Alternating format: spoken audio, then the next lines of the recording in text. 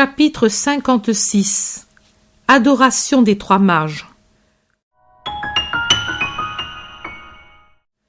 Celui qui m'avertit intérieurement me dit « Appelle ces contemplations que tu vas avoir et que je te présenterai, les évangiles de la foi, car pour toi et pour les autres, ils viendront mettre en lumière la puissance de la foi et de ses fruits, et vous assurer dans votre foi en Dieu. » Je vois Bethléem, petite et toute blanche, rassemblée comme une couvée de poussins sous la lumière des étoiles. Deux rues principales s'y coupent à angle droit. L'une venant d'au-delà du pays, c'est la route principale qui continue au-delà de la ville, et l'autre qui coupe la ville dans toute sa largeur, mais ne va pas plus loin. D'autres petites rues découpent ce petit pays sans la moindre trace d'un plan d'ensemble comme nous le concevons, mais s'adaptant au terrain qui est à plusieurs niveaux, et aux maisons qui se distribuent çà et là selon les accidents du sol et les caprices des constructeurs.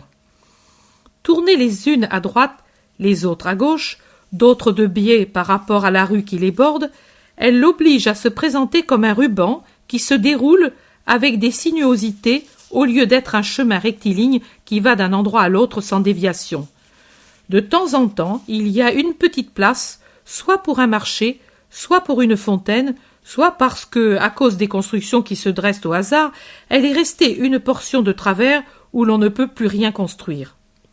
À l'endroit où il me semble que je dois particulièrement m'arrêter, il y a précisément une de ces petites places irrégulières. Elle devrait être carrée ou au moins rectangulaire. Elle se présente comme un trapèze si bizarre qu'on dirait un triangle rectangle dévié au sommet. Le côté le plus long, la base du triangle, est un bâtiment large et bas, le plus large du pays. Du dehors, c'est une haute muraille lisse et nue, sur laquelle s'ouvrent à peine deux portes cochères maintenant bien closes.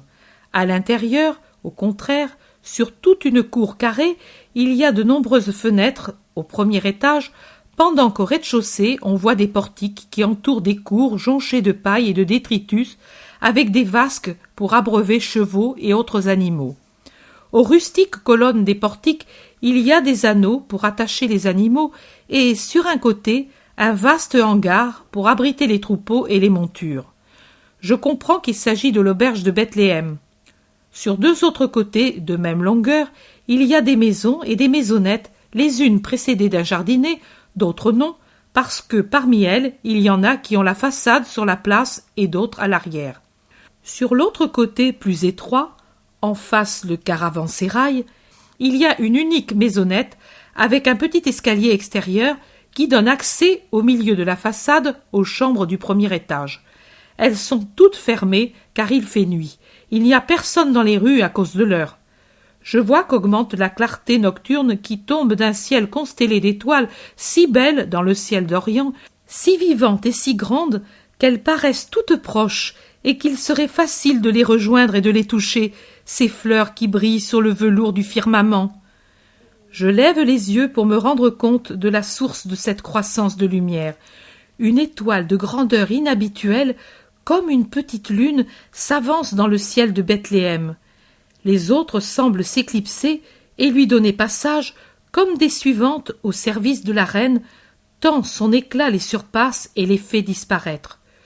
Du globe, qui semble un énorme éclair saphir éclairé de l'intérieur par un soleil, part un sillage lumineux dans lequel, à la prédominance du clair saphir, se fondent les blonds des topazes, les verts des émeraudes, la lueur opalescente des opales, les clartés sanguines des rubis et les doux scintillements des améthystes. Toutes les pierres précieuses de la terre sont dans ce sillage qui parcourt le ciel d'un mouvement rapide et ondulant, comme s'il était vivant. Mais la couleur qui domine, c'est cette couleur qui semble pleuvoir du globe de l'étoile, la paradisiaque couleur de pâle saphir qui descend pour colorer d'argent azuré les maisons, les rues, le sol de Bethléem, berceau du Sauveur. Ce n'est plus la pauvre cité qui pour nous ne serait qu'une agglomération rurale, c'est une fantastique cité de contes de fées où tout est d'argent. L'eau des fontaines et des vasques est comme du diamant liquide. Avec la splendeur d'un plus vif éclat, l'étoile s'arrête au-dessus de la petite maison qui se trouve sur le côté étroit de la petite place. Ni ses habitants, ni ceux de Bethléem ne la voient parce qu'ils dorment dans les maisons fermées. Cependant, l'étoile accélère les palpitations de sa lumière et sa queue vibre et se balance davantage en décrivant des demi-cercles dans le ciel qui s'éclairent tout entier par l'effet de ce filet d'astres qu'elle entraîne, de ce filet de pierres précieuses qui resplendissent de 1000 couleurs sur les autres étoiles comme pour leur communiquer une parole joyeuse. La petite maison est toute baignée de ce feu liquide de perles. Le toit de la petite terrasse, le petit escalier de pierre sombre, la petite porte, tout est un bloc de pur argent saupoudré d'une poussière de diamants et de perles. Nul palais de roi n'a eu ni n'aura un perron semblable à celui fait pour recevoir les pas des anges, pour servir à la mère qu'est la mère de Dieu. Ces petits pieds de Vierge Immaculée peuvent se poser sur cette éclatante blancheur, ces petits pieds destinés à se poser sur les degrés du trône de Dieu. Mais la Vierge ne sait rien de cette féerie.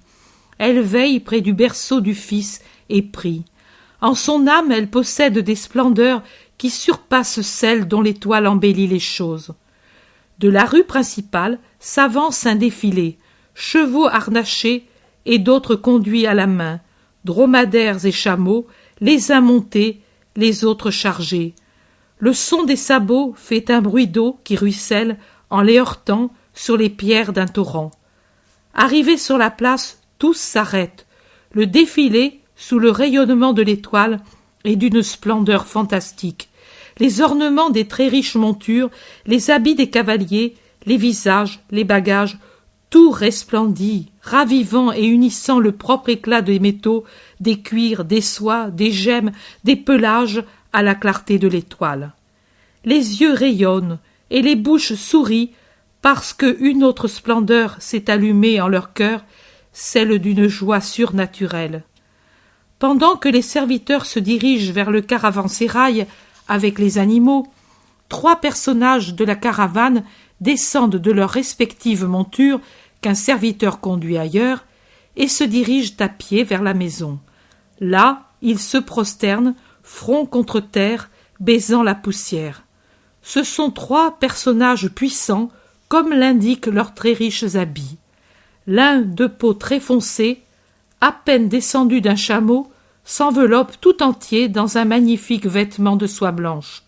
Son front est ceint d'un cercle de métal précieux, et il a à la taille une riche ceinture d'où pendent un poignard ou une épée dont la garde est ornée de gemmes.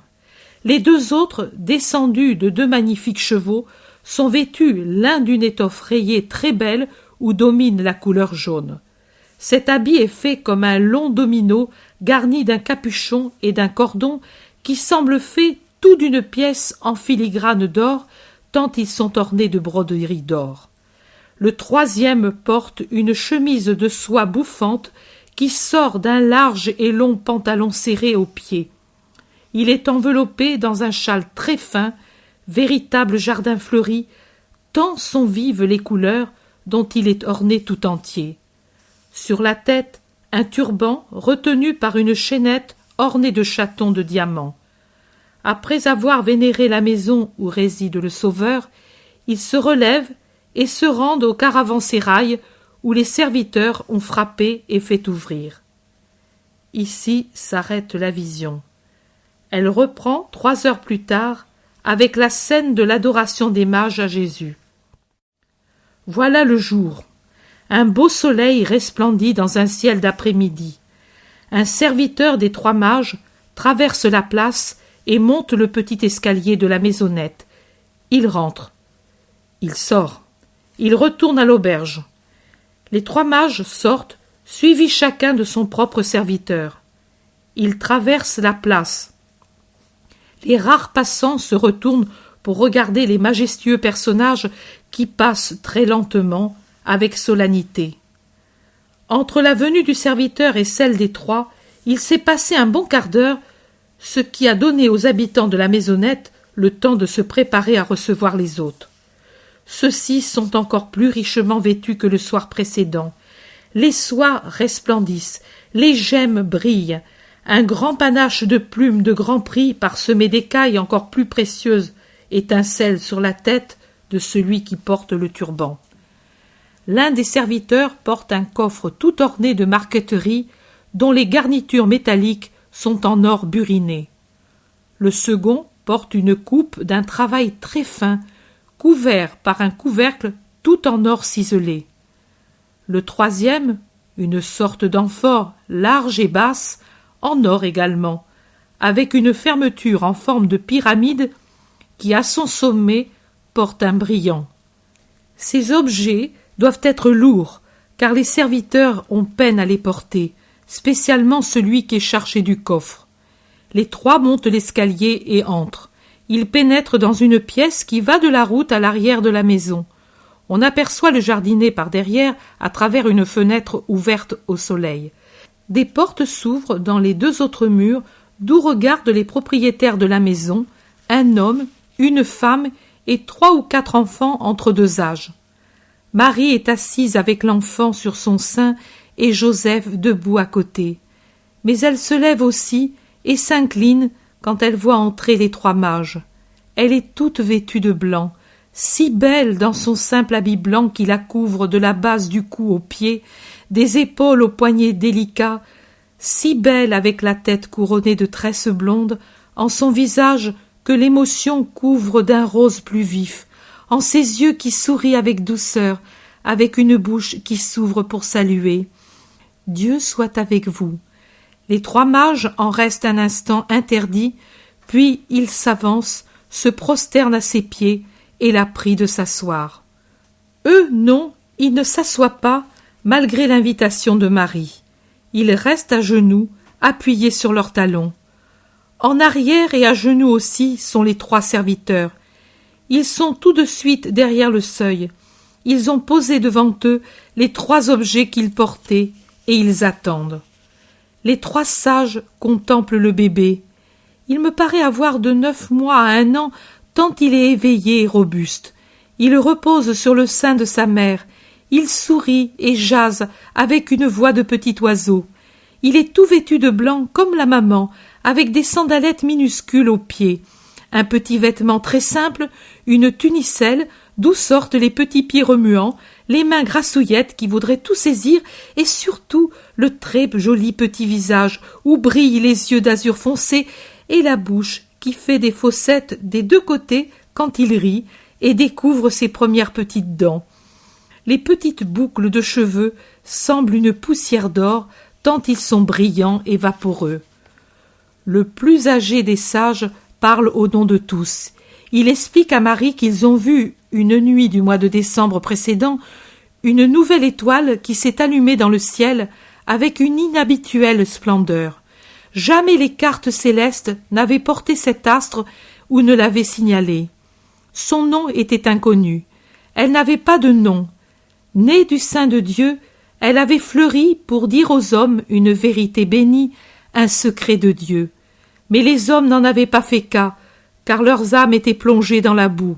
Ils ne levaient pas leur regard vers Dieu et ne savaient pas lire les paroles qu'il trace.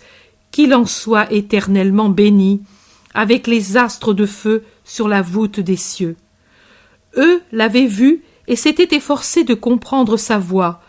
Renonçant de bon cœur au peu de sommeil qu'ils accordaient à leurs membres, oubliant de manger, ils s'étaient plongés dans l'étude du zodiaque. Et les conjonctions des astres, le temps, la saison, les calculs des anciens temps et des combinaisons astronomiques leur avaient dit le nom et le secret de l'étoile. Son nom, Messie. Son secret, être le Messie venu au monde. Et ils étaient partis pour l'adorer, chacun à l'insu des autres. Traversant monts et déserts, vallées et fleuves, voyageant de nuit, ils étaient venus vers la Palestine, car l'étoile allait dans cette direction.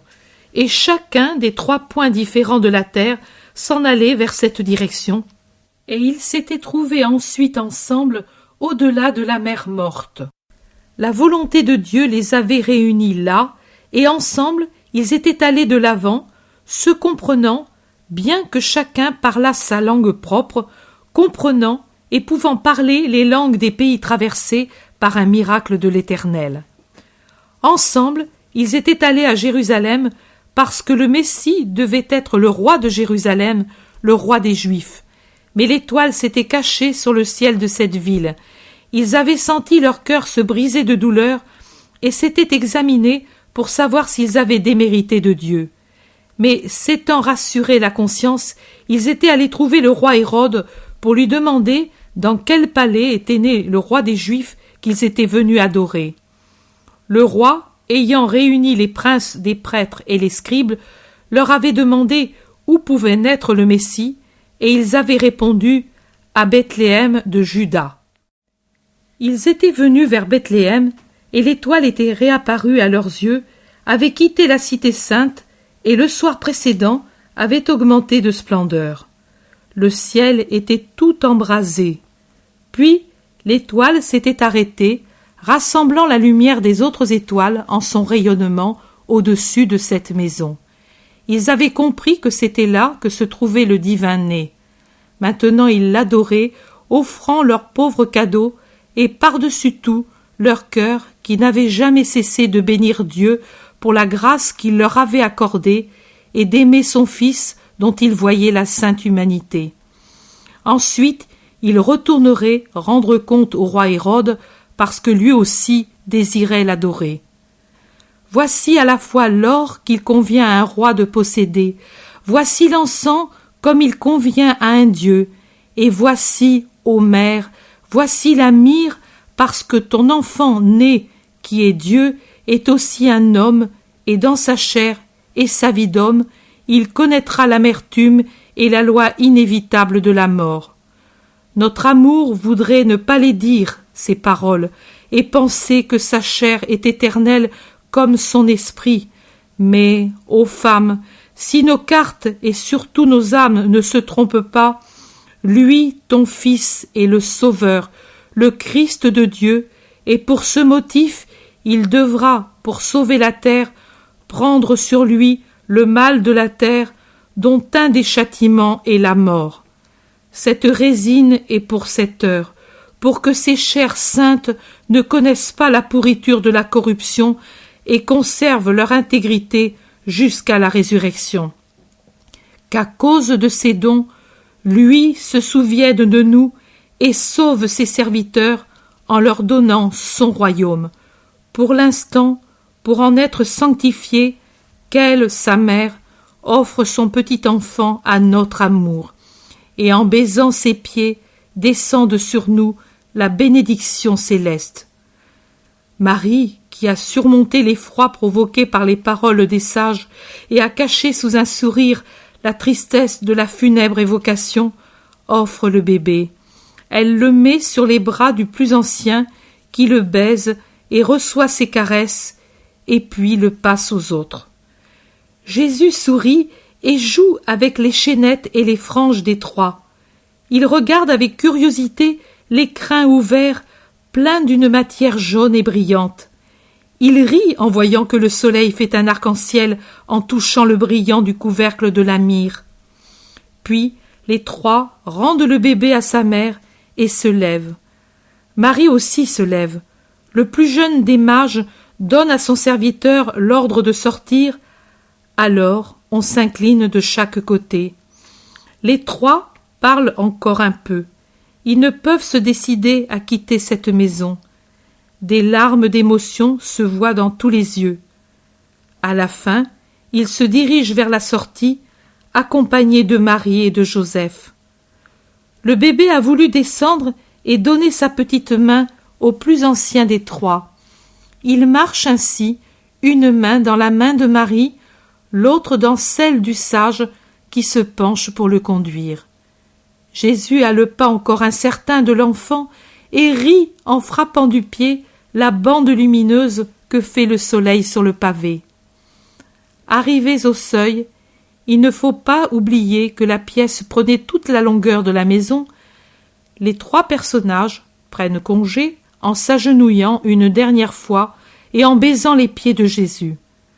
Marie, penchée sur le bébé, prend sa petite main et la guide pour faire un geste de bénédiction sur la tête de chacun des mages. C'est déjà un signe de croix tracé par les petits doigts de Jésus que guide Marie. Puis les trois descendent l'escalier. La caravane est déjà là, toute prête et qui attend. Les bossettes des chevaux resplendissent au soleil couchant. Les gens se sont rassemblés sur la petite place pour voir l'insolite spectacle. Jésus rit en battant les petites mains. La maman l'a soulevé et appuyé au large parapet qui borde le palier. Elle le tient avec un bras sur sa poitrine pour l'empêcher de tomber. Joseph est descendu avec les trois et tient l'étrier à chacun d'eux pendant qu'ils montent à cheval ou à chameau. Maintenant, serviteurs et maîtres, tout le monde est en selle. On donne le signal du départ. Les trois se courbent jusque sur le cou de leur monture pour un ultime salut. Joseph s'incline, Marie aussi, et elle se met à guider la petite main de Jésus en un geste d'adieu et de bénédiction.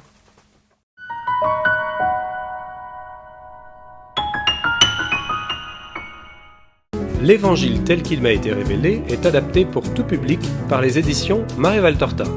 En bande dessinée, Ictus, la vie de Jésus. Découvre la vie de Jésus pour les 4-7 ans. La vie de Jésus pour les 8-12 ans. L'Évangile tel qu'il m'a été révélé simplifié pour les 13 ans et plus. Et aussi en audio sur clé USB. Disponible en librairie ou directement aux éditions Maria-Valtorta sur asonimage.fr.